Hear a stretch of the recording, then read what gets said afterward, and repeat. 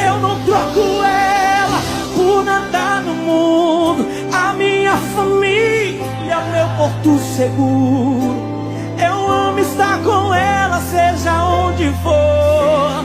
Família é um projeto do Senhor. Edifiquei minha casa, levantei um altar. Hoje Jesus habita dentro do meu lar. Quero te agradecer por tudo que me deu. A minha família é um presente de Deus. Boa noite, galerinha do Podcast em Família. Hoje estamos com mais um episódio do nosso Podcast em Família. E hoje a gente está com um grande amigo, Pastor Lucas, da cidade de Arcos. Lucas, é uma honra estar com você nesse podcast. Prazer é todo meu, né, Gabriel? Porque eu já estava esperando o convite, né? Meu Deus. Nossa história, né? Nós temos uma história, uma amizade. E boa noite, pessoal. Creio que vai ser muito produtivo. Creio que teremos uma boa conversa entre dois amigos. Glória a Deus. Meus irmãos, deixa eu falar uma coisa aqui. Vai lá no nosso canal, compartilhe, curte, para que o YouTube entenda que esse conteúdo é um conteúdo relevante, tá bom? Curte lá, comenta, e eu tenho certeza que essa história, esse testemunho vai edificar a sua vida. Pastor Lucas, quero começar aqui a nossa primeira pergunta, e a primeira pergunta que eu te faço é essa: quem é o Lucas? Não quero saber quem é o pastor Lucas, eu quero saber quem é o Lucas. O Lucas, como eu costumo dizer, ainda é aquele jovem que sonhava em ter uma família. É um jovem que sonhava em, apesar de todos os seus erros, ter uma família.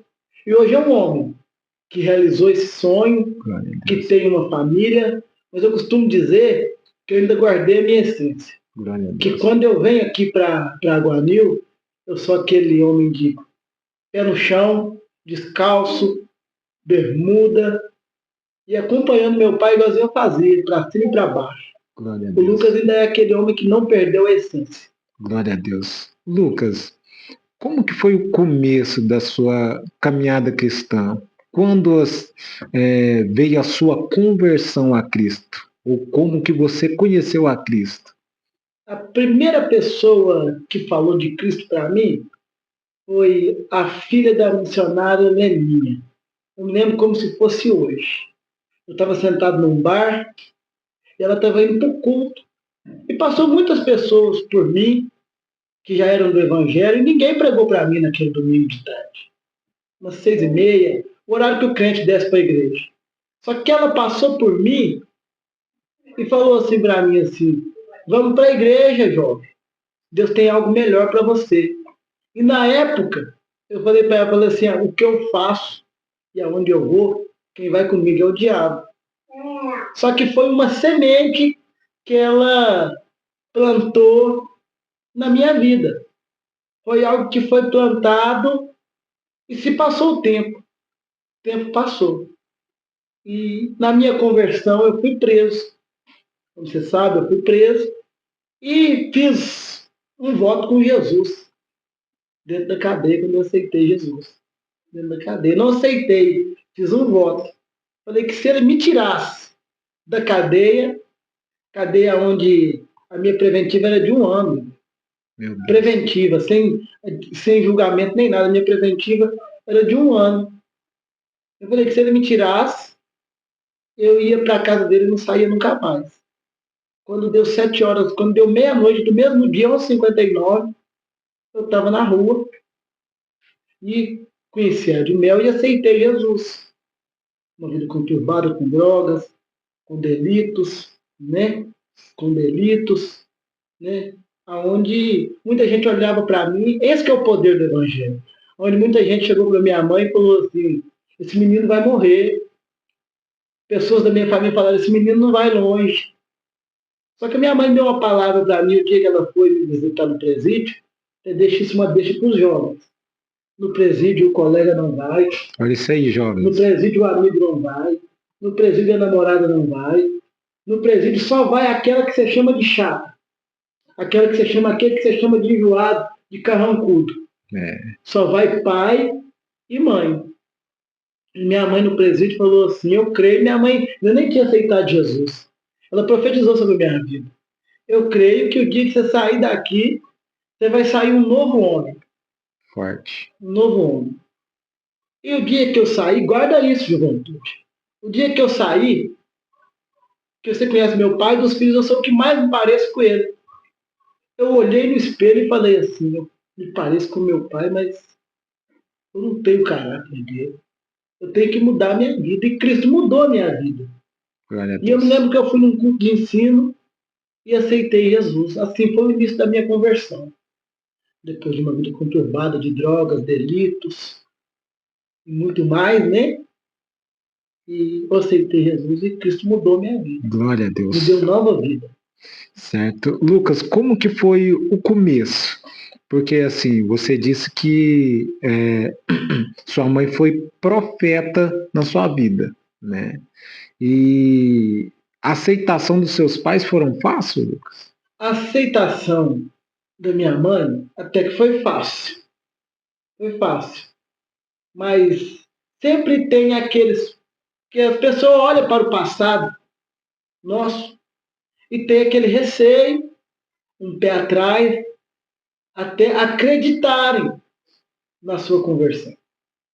Aí, a partir do momento que eu me casei, eu vi que teve, e viram que era, pessoas da minha família viram que realmente eu havia mudado de vida. Mas sempre tem aquele pé atrás, né? Sim. Sempre tem aquela dúvida. Sim. Mas depois viram que realmente eu tinha mudado a minha vida. Glória a Deus. Lucas, como que veio a chamada, Lucas? Você já, porque você disse que aceitou no culto de ensino, né? E você aceitou e assim, todo mundo tem aquela chama, né? Por exemplo, eu, por ministração, quando um jovem, um pastor, alguém está pregando, nasce uma chama arde. Como que foi para você, Lucas? Eu me lembro que o nosso pastor, o pastor Everton Policarpo, né, até deixei um abraço para ele, eu me lembro que eu fui no culto de ensino e na sexta-feira eu fui no culto de libertação. E eu vi ele pregando com eloquência, com autoridade, com presença de Deus. E eu olhei e falei assim, eu quero que aquele homem tenha para a minha vida. O que ele tem, eu quero para mim. A unção que ele carrega, eu quero para mim. A chamada que ele carrega, eu quero para mim.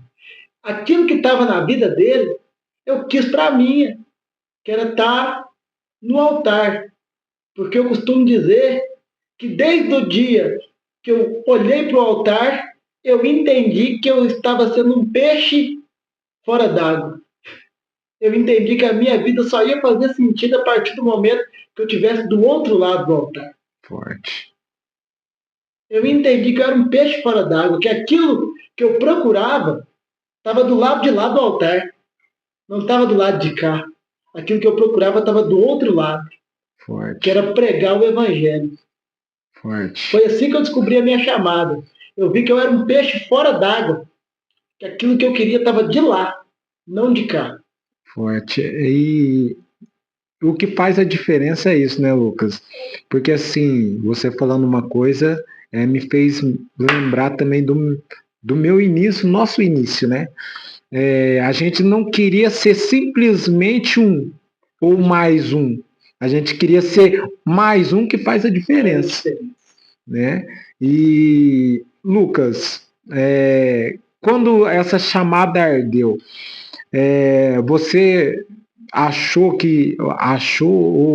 ou sabia que aquilo era para você assim, pregação? Pregação sempre foi para mim, Gabriel. Isso foi fácil para você ou teve todo um preparo? Como que foi? Você lembra desde o início, né? Eu sempre olhava e falava, eu vou ser pastor e vou ser um pregador. Eu sempre soube, isso é muito importante. Abrir só um parênteses. Por que a gente vê jovens iniciar no evangelho e parar? Porque não procuram descobrir o que querem. Adoradores todos nós somos. Mas você tem que descobrir o que você quer na presença de Deus. Porque antes tinha um ensinamento que era errado você querer algo, você almejar algo, você querer crescer. E hoje nós temos que entender que nós temos que ter, além de querer a nossa salvação, nós temos que ter um alvo. Algo que nós vamos nos movimentar para chegar até lá. Para manter a chama. Eu costumo dizer que nós somos igualzinho uma locomotiva. A locomotiva ela tem um combustível, Gabriel, que mantém, ela não vai deixar, se ela ficar parada, ela não vai deixar de ser uma locomotiva. Mas se você abastecer ela, ela vai passar a caminhar, a andar. E quanto mais combustível você põe nela, mais rápido ela se move. Então nós temos que ter um alvo para nos movimentar. Por que nós vemos tantos jovens hoje não frutificando no Evangelho? Porque não têm um alvo. Não almejam algo na presença de Deus. Forte. Então, quando eu vi aquilo, eu falei, eu preciso. Eu vou ser um pregador e eu vou ser um pastor. Vou ser um pastor, vou ser um pregador. E hoje minha vida caminha para isso. Algumas coisas já se cumpriram na minha vida, é em prol, minha vida cristã é em prol disso. Semeou, né, Lucas? Muito sério isso, jovens. Primeiro, prepare o seu terreno. Segundo, quem é solteiro, escolha com quem vai casar. Dei um ensinamento na igreja que não é errado escolher para casar, Gabriel. Não é errado. Você escolheu, você olhou para sua esposa e viu os atributos dela que te servia. Eu olhei para minha esposa e vi os atributos dela que me servia. Porque a beleza ela é passageira. Sim. O que vai ficar para fazer o seu ministério deslanchar são os atributos, tanto faz do homem e da mulher. Escolher com quem vai casar. Porque talvez você vai casar com uma pessoa que vai travar a sua chamada. Você vai casar com uma pessoa que vai impedir a sua chamada. Eu vejo pessoas que tinham tudo para deslanchar. Você conhece jovens que era para estar junto com a gente. Não vou citar nomes. Mas por causa de uma má escolha, se perdeu a chamada. Então, primeira coisa é escolher com quem vai casar para manter a chamada de pé. E outra coisa que é muito importante, quer viver uma chamada, tem obediência com o seu pastor. Forte. Iria falar sobre isso. Porque o que acontece? Já tive líderes que eu pregava mais que ele. Mas só que ele era meu pastor. Já teve momentos na nossa vida, Gabriel, que nós olhávamos pessoas no altar e falávamos, se me fosse lá, eu pregaria melhor. Mas é uma semente. Tem que preparar a terra. Forte. Tem que arar a terra. Tem que adubar a terra. E tem uma frase de um pregador que eu gostei dela. A semente ela não cresce para cima. A semente ela cresce para baixo. O maior crescimento da semente é aquele que ninguém vê. O período que mais crescemos, Gabriel, é o período que ninguém nos vê. É o período que você prepara uma mensagem, mas não tem aonde pregar. É o período que você ensaia um louvor e não tem onde cantar. É o período. Hoje, pela honra e glória do Senhor Jesus, a esposa está ali atrás, vou usar o nome dela, eu acho que eu já preguei em mais de 70 igrejas. Tem mensagem que eu escrevi, que eu montei no início da minha caminhada e eu prego elas hoje. É a semente que eu plantei enquanto ninguém me via. Glória a Deus. É a semente que eu plantei. Preparei a terra, adubei. Cresci, ninguém viu. Arrepiei aqui. Cresci, ninguém viu. Mas Paulo plantou, Apolo regou. Mas quem deu o crescimento foi Deus. Aleluia. Aquilo que você planta, quem dá o crescimento é Deus. Glória a Deus. Esse é o segredo da chamada. Não é afobar, querer voar, querer sair antes da hora. É o erro da nossa É geração. o erro da nossa geração. Olha para a ave no ninho, Gabriel. Olha que sabedoria. Você nunca vê um passarinho tentar voar antes da hora. E o primeiro voo dele é rasante. É baixo. Para depois, quando ele está fortalecido, o próprio pai empurra ele para o voo. Quando a gente está pronto, o próprio Deus nos abre o leque da chamada. O próprio Deus sopra o nosso nome. Mas qual que é o erro da nossa geração? Achar que o network, o relacionamento que nós temos, vai abrir as portas da chamada. O erro, né? Por isso que morre muito pregador no início. Porque acha, não, fulano me chamou, eu vou procurar o ciclano, que é meu amigo também. E esquece que tem que orar para Deus abrir as portas. É necessário ter alguém que nos apresenta? É. Mas eu ainda creio que Deus abre portas através da oração. Aleluia. Esse é o segredo da chamada. Aleluia. Preparo. Lucas, forte. O podcast já tá forte, já tô sentindo a presença de Deus aqui. Você falou de algo aqui, Lucas, que me fez lembrar do passado. Você lembra, né? Nosso começo, a gente sempre falava, mas nós não vai pregar em grandes altares porque nós não tem quem nos chama, quem nos apresenta. Né? E nós ia para o monte e sempre apresentava essa questão a Deus. Deus, sopra o nosso nome. Deus, faz nós ser alguém relevante na presença de Deus. Como você disse, a gente via a gente pregar e a gente sempre falava, nossa, se eu tivesse ali, o negócio iria como eu gosto de dizer, a tampa da chaleira ia estourar. Iria ser outra coisa, né? Mas assim, é o tempo de preparo. Né? Deus prefere muitas das vezes nos esconder, né? Para depois de um tempo a gente estar mais amadurecido e mais resistente, né? Para algo lá na frente. Por quê? Porque a gente hoje aguenta as pedradas. No começo, eu tenho certeza que nós não iríamos aguentar como a gente suporta hoje, né? E você disse algo interessante, Lucas. Sua chamada não veio de homem. Você não simplesmente não caiu de paraquedas. Nós não caímos de paraquedas, né? Se hoje estamos dando fruto na presença de Deus, é porque a gente plantou lá atrás, né? E, Lucas, como que é lidar com a palavra jovem pastor?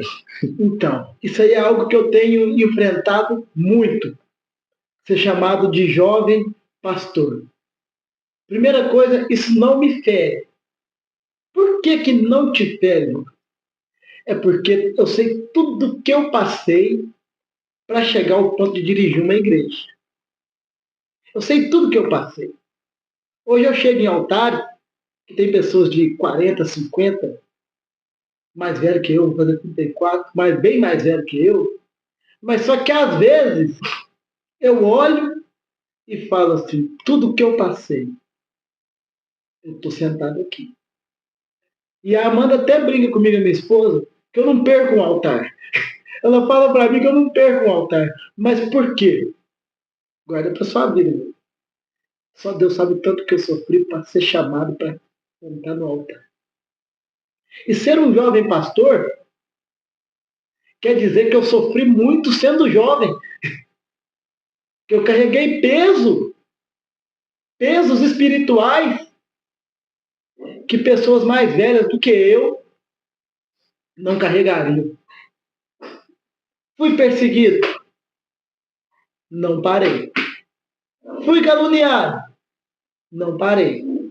Fui traído? Não parei. Fui apontado? Não parei. Uma vez um obreiro com uma falsa revelação falou que eu bati na minha esposa. Você conhece meu caráter. Eu não parei. Eu não parei. Dirigi uma igreja onde o pastor queria que eu quebrasse os meus princípios. Eu não parei. Então, se eu sou reconhecido como um jovem pastor, é porque hoje aqueles que são mais velhos, eles não estão me julgando. Eles estão dizendo ele é um jovem, mas já é pastor. Glória a Deus. Ele é um jovem, mas já tem história. Glória a Deus. Então, não é pela minha idade. É por aquilo que eu passei. Jesus não chamou idoso. Você não vê Jesus o mais velho. Os estudos vão nos dizer que o mais velho era Pedro. Pedro tinha entre 26 e 24 anos. Era jovem. Para Pedro ser casado, vamos mais fundo. Ele tinha 30 anos, porque os judeus casavam com 30 anos. O máximo que Pedro tinha era 30 anos. Entende? É necessário ter o jovem para amanhã ter o velho. Eu louvo a Deus que foi quebrada aquela teologia que pastor só podia ser consagrado ou ser chamado como pastor depois dos 40. Imagina, você está com todo o vigor para fazer a obra hoje. Eu estou com vigor para fazer a obra hoje, mas imagina se fosse esperar mais fazer 40 anos para nós adentrar na obra. Nós ia ter mais 20 anos útil na obra. 20 anos útil. 20 anos. Quantos pastores morreram lá atrás? Diáconos. Morreram lá atrás, cooperadores, que eram para ser grandes pastores. Por causa desse dogma da idade. Então eu enfrento bem isso. Enfrento bem isso. Porque eu faço por onde honrar o título que Deus me deu. Glória a Deus. Aquilo que Deus me pegou. Glória a Deus. Lucas, eu vejo que a sua chamada é marcada por sinais. A gente segue você nas redes sociais e a gente vê que você já tem um rebanho, né? O que você falaria, Lucas, para essa pessoa que está perdida no que fazer para Deus? Como nasceu a sua chamada, Lucas? E como nasce uma chamada? Uma chamada, primeira coisa, um anseio de fazer algo para Deus. Primeira coisa, o anseio. Eu tenho que fazer algo para Deus. E sabe qual que é a maior evidência da chamada? O medo. Forte. O dia que eu dirigi a primeira igreja, eu falei, Deus, será que eu vou dar conta? Isso não é para mim. Eu acho que Deus falou assim, por causa desse medo, Forte. eu vou te dar um rebanho. É o medo que evidencia a chamada. Porque quem tem medo é dependente, Gabriel. Forte. Quem está assistindo esse podcast, tá vendo, gente? Aqui não é nada combinado.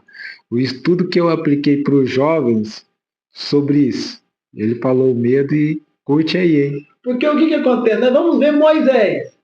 Moisés, ele não queria descer para libertar o povo. Medo. Jeremias era da tribo de Anatote. Ele entrava em Jerusalém uma vez no ano. Como ele era apontado? Rebelde, filho de rebelde, vergonhoso, maldito. A ponto dele falar para Deus, Deus, eu sou um menino.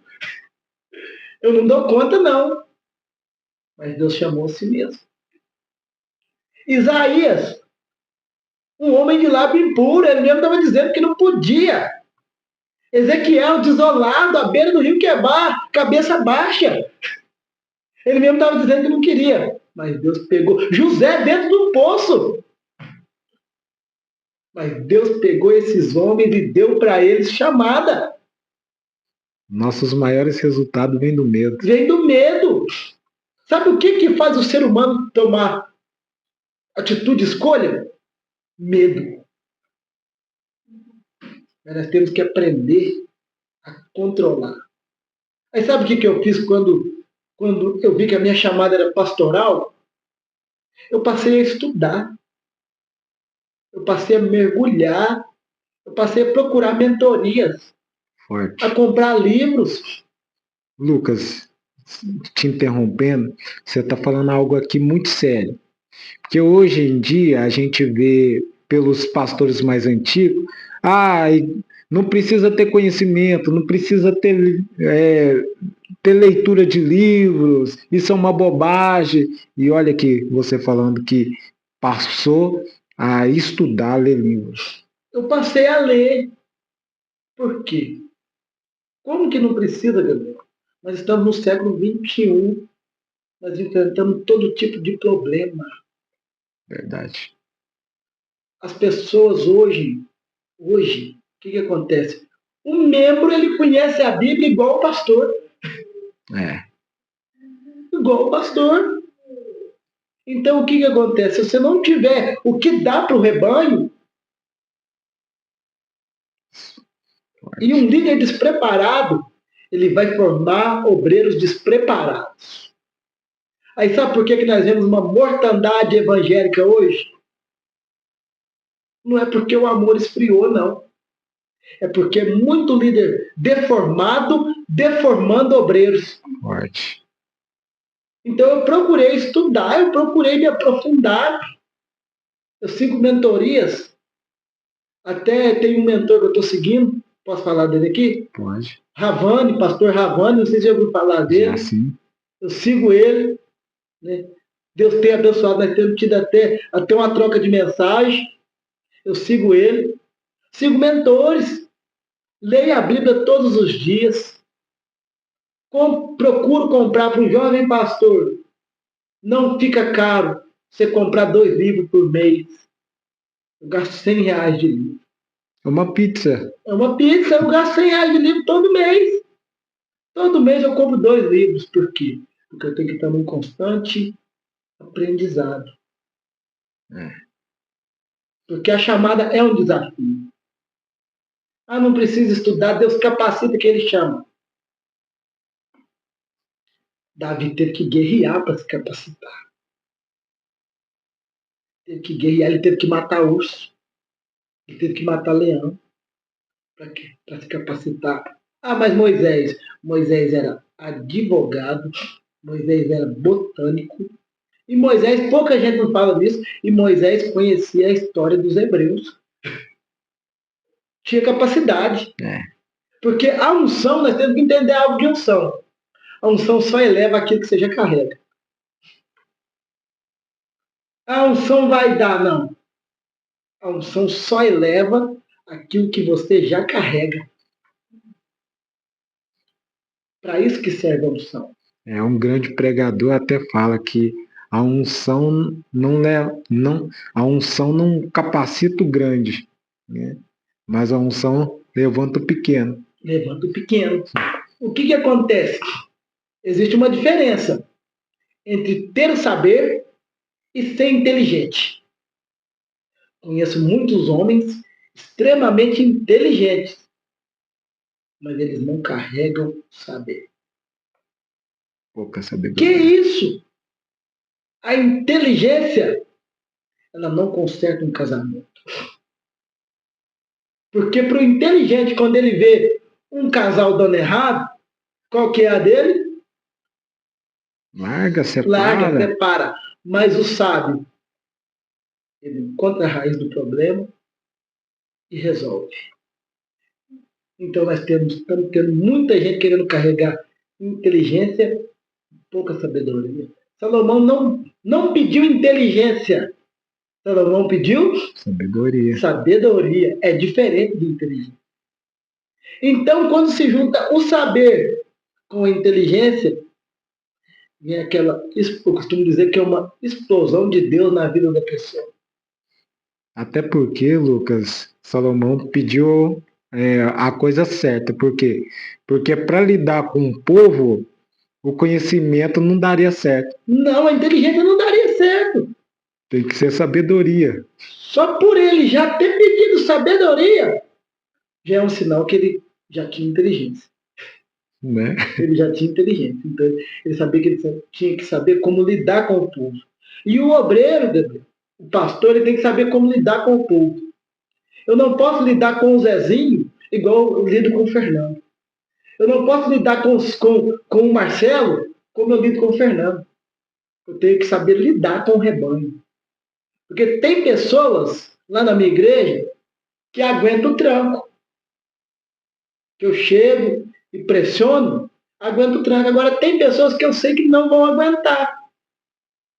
Então tem que ter sabedoria. Forte. ter sabedoria. Forte. Lucas, deixa eu te perguntar. Uma pergunta aqui bem peculiar, né? E assim, eu tenho perguntado para todos que sentam nessa mesa, e todos têm sido bem claros. E você é muito franco, muito verdadeiro, te conheço, né? Uma pessoa de excelente caráter, e a sua resposta eu sei que vai ser muito conclusiva. O que você vê na igreja do século XXI, Lucas? Como que você vê essa igreja atual? A igreja atual, posso te dizer sem sombra de dúvida, é uma igreja que vai ser ferida para voltar a adorar. Porque nós estamos vendo a igreja enxerga, né? E pouco resultado. Nós estamos vendo o cenário gospel crescendo. Cantores, pregadores, pessoas vindo para a igreja por status. Mas só que eu tenho olhado para a igreja e tenho visto algo. Que Deus vai ferir a igreja para ela voltar a adorar. Que é isso, Lucas? Deus vai ferir a igreja para ela voltar a adorar. Porque eu vejo o templo cheio, mas pouca adoração. Pouca adoração. Sem medo, já sabe que eu sou franco. Tem lugar que, em vez de pastor, tem palhaço. Fazendo malabarismo para agradar os outros. Veja dessa maneira. E tem muito lugar onde as pessoas estão indo para ver o que vai ser apresentado. E culto é prestar culto. É adorar, é entregar algo para Deus. E todas as vezes que Israel parava de entregar, o que Deus fazia? Feria. E Deus quer. A nossa geração tem tudo para adorar. Melhor som. Melhor microfone. Pensa 20 anos atrás, Gabriel. Não tinha isso aqui não, ó. 20 anos atrás você aprendia na marra. Saudoso pastor Leomar, vou usar o nome dele. Aprendeu na marra. Aprendeu dando cabeçada. Agora hoje a nossa geração, não vou pôr muito, não, vou pôr 8 anos atrás quando nós começou, nós tinha gosto de ir na rua evangelizar. Nós não perdíamos um culto. Perder um culto para nós era a mesma coisa de um pecado, nós não íamos entrar no céu. Porque nós queríamos entregar algo para Deus. Agora hoje se tornou normal. Você vê igrejas que oferecem, eu sou polêmico, eu falo mesmo, os outros às vezes até falam que eu tenho a língua muito grande na igreja. Você vê hoje igrejas oferecendo tatuagem para os jovens ficar na igreja, apagando luz, pintando a igreja, para o povo ficar na igreja. Deus tem que ferir a igreja para a igreja voltar à essência da adoração. Lucas, mas será que é porque não atrai? É porque duas coisas. Os pastores não estão pregando mais aquilo que atrai, estão contando com o número. Porque eu tenho uma mensagem que eu prego sobre a pesca maravilhosa. Jesus, quando ele chega à beira da praia, ele está no início do ministério. Ele não está curando, Gabriel. Ele não está fazendo o paralítico andar. Ele não está gritando, levanta e anda. Mas a Bíblia diz que começa a amontoar a gente. E qual que era o principal culto de Jesus? O culto de ensino, o culto da palavra. Vai ter um culto da palavra aí que Jesus vai reunir 7.000 homens. Pensa bem. Culto da palavra. Então, o que chamava o povo era a palavra. A palavra. E sabe qual que é o principal indício de um falso mestre? De um falso pastor? É aquele que abandona a palavra e começa a dar show. Vou até tomar água, que pode falar aí. Abandona a palavra e começa a dar show. Começa a dar show dentro da igreja. Ah, eu vou trazer o fulano, mas o fulano está tudo desorganizado. Vou falar o dialeto sincero. Fulano tem pecado. traiu a esposa, mas vou trazer ele a si mesmo, porque quando ele prega, a igreja fica de pé e o Espírito Santo vai embora. Vou trazer o ciclano, que está tendo demais. Antigamente o cara, quando estava na igreja, era macho, era homem. Vou trazer o fulano para cantar. Ah, mas saiu um assunto aí que ele está envolvido num escândalo homossexual. Não, mas eu vou trazer ele, porque quando ele canta, parece que o céu desce e Jesus vai embora.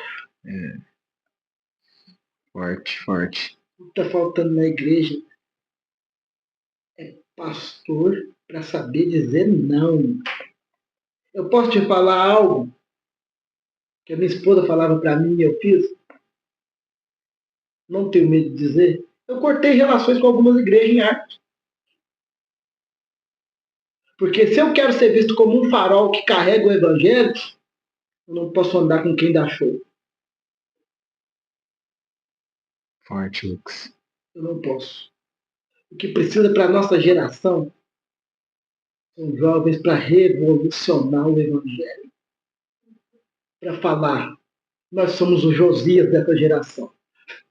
Nós vamos causar a revolução que Jesus quer. Nós vamos causar o avivamento, nós vamos trazer o avivamento que Jesus quer.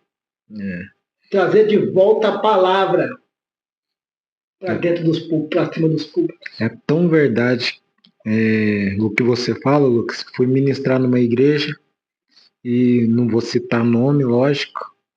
E eu ministrando, logo eu percebi que o obreiro estava servindo água de bermuda, né? E não só água, mas estava servindo suco de laranja. E logo o Espírito Santo ministrou na minha igreja, no meu coração, né? Falando que tem igrejas, Gabriel, que o homem fala, mas que eu não estou mais nela. Posso te falar então, para tanto que isso é verídico? Fui convidado para pregar numa determinada igreja. Minha esposa falou assim para mim, perdão, não vai, amor. Eu falei, eu vou porque já tratei. Não vou citar o nome. A hora que eu cheguei na porta, o Espírito Santo falou assim para mim, até aqui eu vim com você, mas hoje você ministra sozinho. E eu ministrei, e todo pregador tem a mensagem que ele sabe que é um tiro certo. Uhum. E eu ministrei e foi um tiro nada. Um tiro nada. A gente até se perde na mensagem. Até se perde, porque Deus não estava lá. Meu Deus, isso é muito forte, gente. Aí eu mesmo falei, eu vou cortar relações com algumas igrejas. Porque para mim pregar, eu creio que você também é assim, eu tenho que ter a presença de Deus na minha vida. Lógico. Tenho que ter. Não posso ir por aquilo que eu estudei. Eu amo estudar? Amo. Mas para mim pregar, eu tenho que ter a presença de Deus. Glória a Deus. Deus ainda tem que ir comigo. Eu sou igual Moisés. Eu só vou se o Senhor for comigo. É o que está faltando, meu Deus. Compromisso. Acho que Deus olha. O obreiro hoje vai no culto o dia que ele quer. O obreiro hoje, você fala para ele pregar, ele fala que tem que orar. Na igreja dele, Gabriel. Na igreja que ele congrega. Será que não tem vida no altar? Não está lendo Bíblia. Não está lendo Bíblia. Nós somos de um tempo, o pastor Elton nos formou, que era mais ou menos assim, ó. Você prega hoje, Gabriel.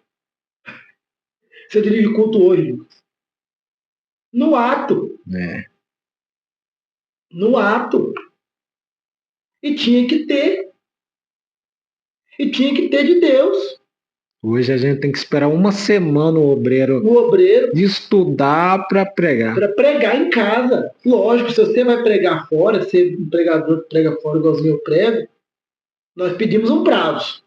Porque nós vamos nos organizar para sair para outra cidade. Sim. Mas na igreja que eu dirijo, se falar para mim pregar todos os dias, eu prego todos os dias. Eu tenho certeza que aqui na Admel de Aguarulhos, falar para você pregar todos os dias, você tem palavra para todos os dias. Sim.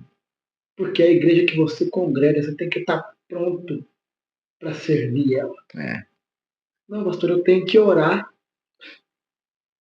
Irmão, dirige o círculo de oração para mim. Não, pastor, eu tenho que orar. Irmão, abre a igreja para mim. Eu não tenho tempo.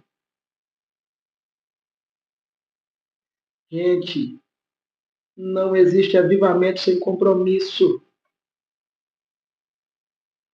Quero pregar, mas não quero lavar um banheiro. Quero pregar, mas não consigo, mas eu não olho para o lado das crianças de jeito nenhum. O que eu vejo hoje na igreja é que eles querem o holofote do evangelho. Cartaz. Que é o cartaz. Só que o evangelho nunca foi holofote. O evangelho sempre foi servir. O evangelho sempre foi entregar. Entregar. O evangelho nunca foi receber. O evangelho sempre foi entregar. Que isso, pastor? Você está doido? Jesus se entregou na cruz. Jesus serviu a ceia. Jesus lavou os pés dos discípulos. O evangelho é entregar. O evangelho é doar. Sabe qual que é o segredo de uma fonte? Estou montando uma mensagem a respeito disso. Qual é o segredo? É que ela não jorra para si, ela jorra para os outros. Aleluia. Sabe qual que é o segredo para o avivamento do século XXI? É quando nós aprendemos que nós temos que jorrar para o próximo, não para dentro. Jeremias capítulo 2, versículo 10. Cisterna rota. Versículo 20. Cisterna rota. O povo abandonou o manancial e abriu cisterna rota. Ter rota no hebraico quer dizer rachado, vazio. Quem olhava para a cisterna até parecia ter água, mas quando abria ela estava vazia. Não jorrava, não tinha água. Hoje você abre, como dizia o pastor, para ver o cérebro, não tem nada. Está vazio. E como que eu vou entregar algo que eu vou atrair alguém, Gabriel? Sendo que eu fiz todo esse rodeio para chegar nisso. Como que eu vou atrair alguém, sendo que eu estou vazio? Aí o que eu começo a fazer? Se eles gostam do funk, quem não viu tudo, eu vou trazer o funk para dentro da igreja. Se eles gostam do pagode, eu vou trazer o pagode para dentro da igreja. Se lá fora na boate eles apagavam a luz e descia aquele globo, eu vou apagar a luz e trazer o globo para dentro da igreja. Por quê? A cisterna está vazia, não tem mais manancial de água. Não jorra mais do altar. O altar tem que jorrar. Eu costumo falar, falo lá na igreja, que o altar tem que fumegar. O altar tem que ter fogo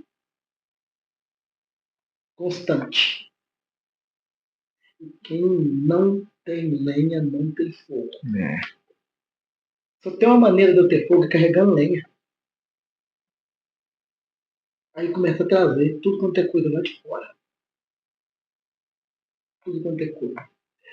Sabe por quê? Sabe qual que era a cultura da Babilônia? Era englobar tudo o que ela via dentro da Babilônia. E a cultura de Israel qual que era? Ser diferente do resto do mundo. Então, às vezes, eu olho para a igreja e vejo mais parecida com a Babilônia do que com Israel. Trazendo tudo que é lá de fora para dentro. A igreja precisa voltar a jorrar. Glória a Deus. A ter exemplos que jorram. Porque o mais interessante do jorrar do evangelho é que quando eu jorro para você, você jorra para o próximo. E assim vai se fazendo fontes de água viva. Glória a Deus. Esse é o segredo. Lucas, quais são seus planos para esse para esse ano, metade desse ano e para 2025? Já tem pensado em algo? Já. Você fala ministerialmente? Sim, sim. Né? Ministerialmente, eu vou mudar minha igreja de lugar. Glória a Deus. Ministerialmente. Porque eu quero abranger mais pessoas. Nasceu essa necessidade. Depois que eu li o livro Heróis da Fé, nasceu a necessidade no meu coração de abranger mais almas. Glória a Deus. Mudar para um lugar maior. Fim do ano. Quero estar com 50 membros. Forte. Em nome de Jesus. Quero estar com 50 membros. Terceiro passo. Quero estudar mais. Quero estudar mais. Quero fazer uma faculdade de hebraico, quero me formar no hebraico e filosofia. Forte. A água só no peito não dá, né, Lucas? Não, não dá. Quero mergulhar. Forte. E segundo ano, falei isso lá em casa, hoje na casa da minha mãe. 2025, janeiro, eu estou abrindo uma igreja em Guatão. Porque eu e a minha esposa, nós temos o sonho de ir para o estado de São Paulo. Mas só que o dia que eu deixar Arcos, eu quero deixar Arcos com legado. Qual vai ser o legado? Igreja em Arcos, bem equilibrada, uma igreja que preza a palavra, uma igreja séria, e uma igreja que cresceu. Porque sabe qual que é, Gabriel? A maior evidência de um ministério saudável? Um ministério que cresce. Um ministério que cresce é evidência que seu ministério está saudável. Tem que crescer. Você tem que crescer. Porque crescer dá trabalho. Dá. Formar um obreiro para você mandar ele para outra cidade dá trabalho. Muito. Mas só que se eu não fizer, Deus vai levantar outro que faz. Meu plano para 2025 é esse: expandir em Arcos. Para 2024, expandir em Arcos. Expandir minha vida ministerial, pessoal. E 2025, abrir uma igreja em Gatão. Glória a Deus. É meu plano. Glória a Deus.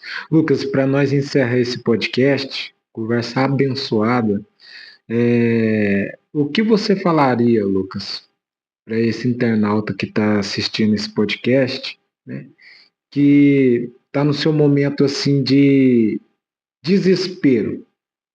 Desespero que eu falo, Lucas, no que tange ao ministério ou à sua chamada.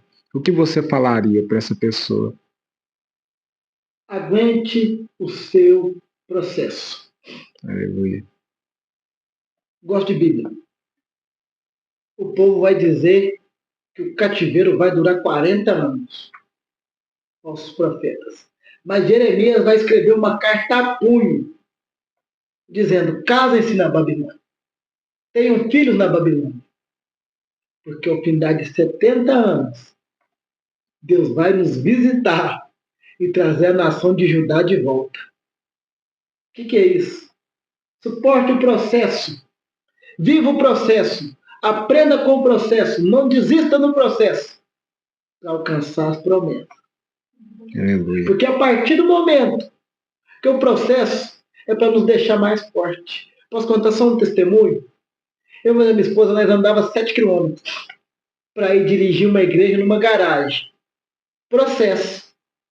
E um dia passou um caminhão por nós, meu menino estava doente, com febre, e assim mesmo, indo para a igreja. Tinha chegado em Arcos, tinha 1 ano mais ou menos, começado na profissão nova, tudo apertado. E passou um caminhão e jogou água em nós. Meu Deus. Eu olhei para o céu no meu processo e falei para Deus: Deus, o que o Senhor quer de mim? E eu cheguei no culto de garagem, culto do processo, você que está começando agora. Isso é um processo. Culto de garagem. A irmã leu lá assim, ó. E Jesus perguntou para Pedro: Pedro, tu me amas? Então apacenta as minhas ovelhas. Aleluia. Eu olhei para o céu e falei, eu entendi, Jesus. Eu entendi. É o processo. Aguente o processo. O processo tem 3 fases. Perseguição, apontamento e honra de Deus. Primeiro te persegue, depois te apontam, depois o céu te honra. Aleluia. Esse é o conselho que eu deixo. Glória a Deus. E em uma dessas fases, alguém que está assistindo tá, né? Tá, alguém tá. Não desista. Eu tenho, entre uma igreja e outra, eu tenho 2 anos e pouquinho de pastoreio apenas. Mas uma coisa que eu nunca quis foi desistir daquilo que Deus me deu. Quando eu estava a ponto de desistir, ia voltar a pregar na itinerância, uma jovem chegou para mim e falou assim, eu me chamava de pastor, e o que vai ser da minha alma?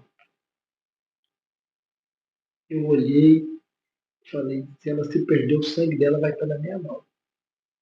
Não desista.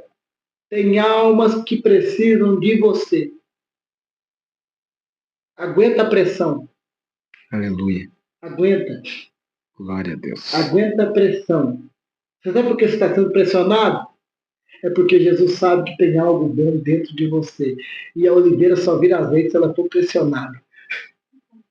Ela só dá azeite se ela for pressionada.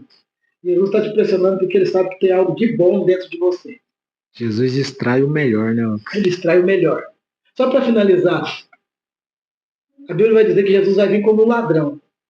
O ladrão ele não vem para buscar a televisão quebrar. Ele não vem para buscar sofá rasgado. Ele não vem para buscar relógio parado.